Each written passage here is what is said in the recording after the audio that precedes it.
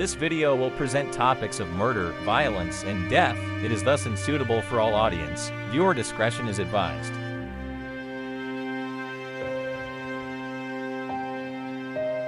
The Freeway Phantom case refers to a series of unsolved murders that occurred in the Washington, D.C. metropolitan area between 1971 and 1972. The perpetrator, known as the Freeway Phantom, targeted young African American girls, leading to a total of 6 confirmed victims.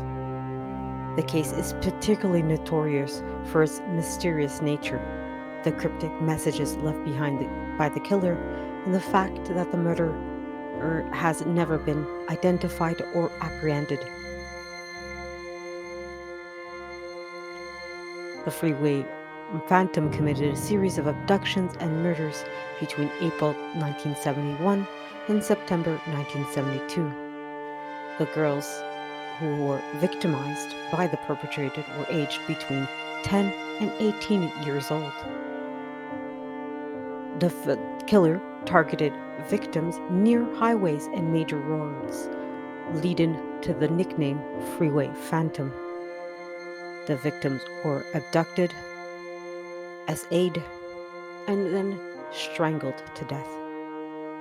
After the murders, the bodies were dumped near the highways, and the killer left handwritten notes with cryptic messages at the crime scenes. All the victims were unfortunately African American girls, suggesting a specific pattern in the selection of the targets by the Freeway Phantom. One distinctive feature of the case is the inclusion of handwritten notes left with the victims' bodies. The notes contained cryptic messages, and some indicated a desire for the media attention. The investigation involved the Washington, D.C. Metropolitan Police Department and the assistance of the Federal Bureau of Investigation, otherwise known as the FBI.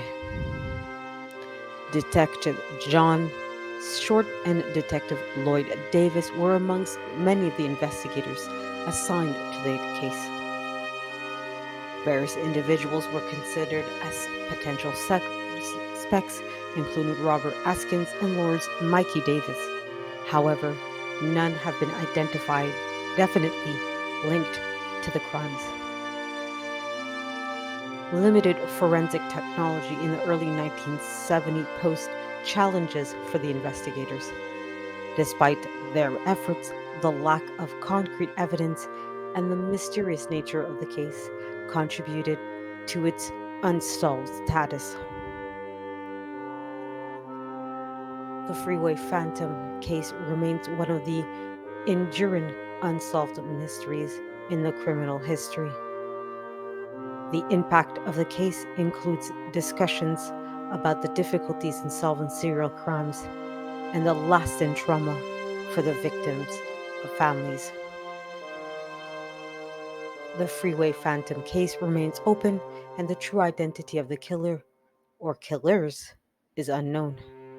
The unsolved nature of the case has contributed to its notoriety and continues to captivate the interests of those interested in true crime and criminal investigations.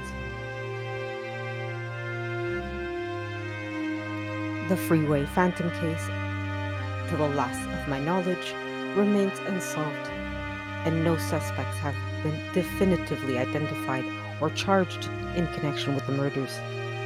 Over the years, investigators have considered various individuals as potential suspects, but none have been conclusively linked to the crimes.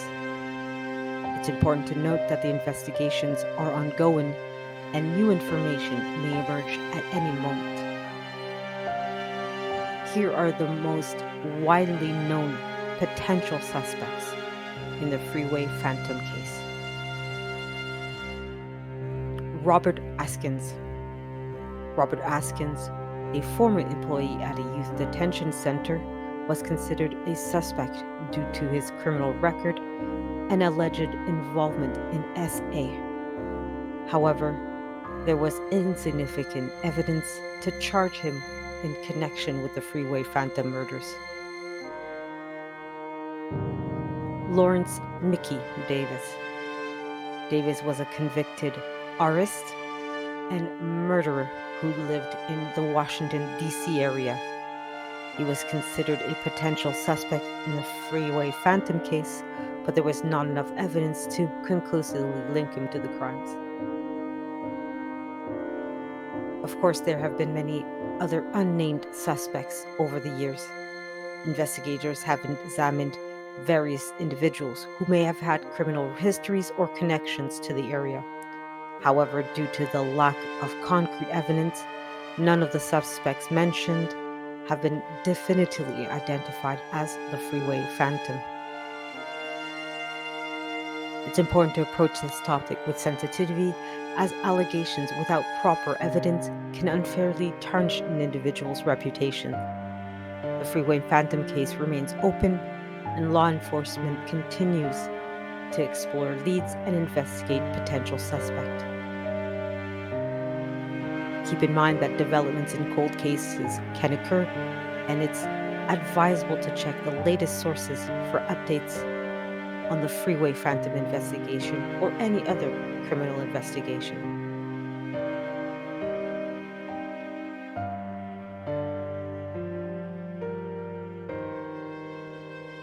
Here are some details about key investigators involved in the Freeway Phantom case. It's important to note that law enforcement agencies and personnel from different jurisdictions have collaborated on this case. The Washington, D.C. Metropolitan Police Department, the primary agency responsible for the investigation of the Freeway Phantom murders within the Washington, D.C. area, was, of course, the Washington, D.C. Metropolitan Police Department, and many police officers, detectives, and forensic employees did their best to try to find and apprehend the murderer. Detective John Short. Detective Short was one of the lead investigators assigned to the Freeway Phantom case. He played a crucial role in examining evidence and attempting to solve the murders. Detective Lloyd Davis. Detective Davis was another investigator within the Metropolitan Police Department who was involved in the Freeway Phantom investigation. The FBI's involvement.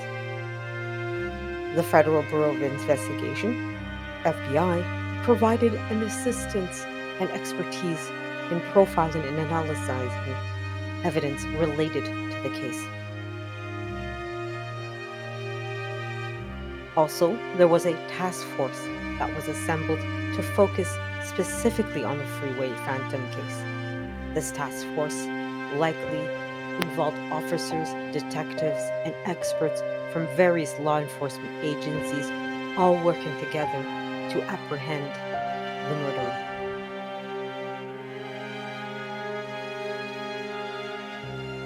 Unfortunately, despite all of these individuals and more being involved, the case remains unsolved to this day. The Freeway Phantom case was that was collected and analyzed by investigators. However, with the passage of time and the unsolved nature of the case, specific details about the evidence may be limited. Here's a general overview of the evidence associated with the Freeway Phantom murders. The crime scene evidence. Physical evidence from the crime scene included items such as clothing, personal belongings of the victims, and potential forensic evidence. Taunton notes. One distinctive aspect of the case was the inclusion of handwritten notes left by the victims' bodies. The notes contained cryptic messages and references, some of which indicated a desire for the media's attention. Forensic evidence. Investigators collected and analyzed forensic evidence such as DNA, fingerprints, and other trace evidence from the crime scenes and the victims. Witness statements. Statements from witnesses who may have seen anything unusual or who could have provided information about the victims, potential suspects, or the circumstances surrounding the abductions were also part of the investigation. Autopsy reports. Of course, autopsies were performed on all the victims and would have provided the agencies investigating these crimes with information on the cause of death, any signs of SA, and other relevant details. Vehicle descriptions. Witnesses may have observed any vehicles at the vicinity of the abductions or crime scenes. Descriptions of these vehicles would, of course, have been provided and considered as potential evidence for law investigation agents. Law enforcement records. Records from various law enforcement agencies involved in the investigation documented their efforts, their leads, and communications with each other. Task force reports. Of course, reports were generated by the task force specifically assembled to investigate the Freeway Phantom case. Analysis of patterns. Investigators would have also analyzed the patterns in the crimes, looking for similarities in the modus operandi and other behavioral characteristics that might help create a profile of the perpetrator. Composite sketches. When applicable, composite sketches of potential suspects based on witnesses' descriptions or other sources were provided.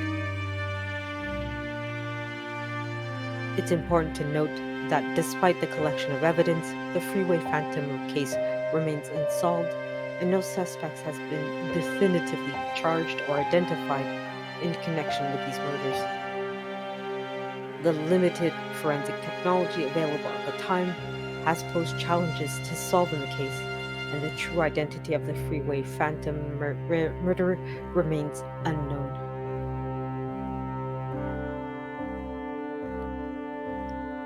The Freeway Phantom case involved the tragic murders of 6 young African American girls between 1971 and 1972. Here are some details of each victim. Carol Denise Spinks, 13 years old. Carol Denise Spinks, born on the 31st of March 1958, was a 13-year-old student at Anacostia Junior High School in Washington, D.C. She went missing on April 25, 1971, and her body was found 2 days later on April 27, 1971, along I-295. Darlenia Denise Johnson, 16 years old. Johnson was born on July 3, 1955. She was 16 years old and attended Ballou High School in Washington, D.C. She went missing on July 8, 1971. Her body was discovered July 19, 1971, near Sweetland Parkway. Brenda Faye Croquette, 10 years old. Croquette, born on May 18, 1961, was the youngest victim in the series of murders. She was 10 years old student when she disappeared on July 27, 1971. Her body was only found on August 1st, 1971, near Route 50 in Maryland. Nenomyshia Yates, 12 years old. Yates was born on November 2nd, 1958. She was a 12-year-old student at James Monroe Elementary School. She disappeared on October 1st, 1971, and her body was found the same day along I-95. Brenda Denise Woodward, 18 years old. Woodward, born on November 17th, 1953, was an 18-year-old freshman at Howard University. She went missing on November 15th, 1971, and her body was discovered on November 20th, 1971, along I-295. Diane Williams, 17 years old. Williams, born on March 24th, 1955, was a 17-year-old student at Ballou High School. She disappeared on September 5th, 1972. Her body was found the same day on Route 202 in Prince George's County, Maryland.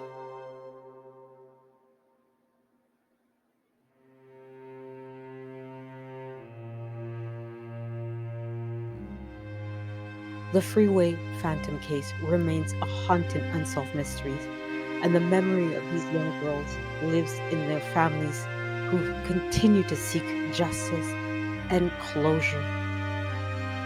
If you have any information about this case, please contact the appropriate authorities.